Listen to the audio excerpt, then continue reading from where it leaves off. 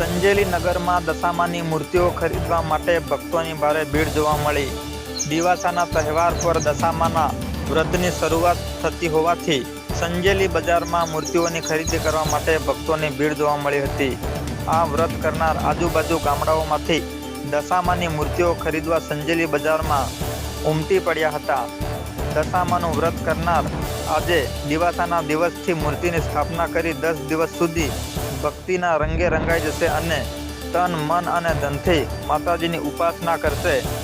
સંજેલી બજારમાં દશામાની મૂર્તિઓ આકર્ષક રીતે ગોઠવવામાં આવી હતી, જે ભક્તોને પોતાની તરફ ખેંચી રહી છે. દશામાના આગમનને લઈને ભક્તોમાં ભારે ઉત્સાહ જોવા મળી રહ્યો હતો.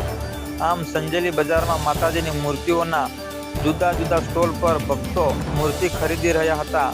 સાથે સાથે સંજેલી બજારમાં જુદા જુદા ફૂલોના હાર વેચનારની હાટ લારીઓ જોવા મળી રહી હતી. આમ સંજેલી બજારમાં દશામાની મૂર્તિઓને લઈ ભક્તોની ભારે ભીડ જોવા મળી હતી.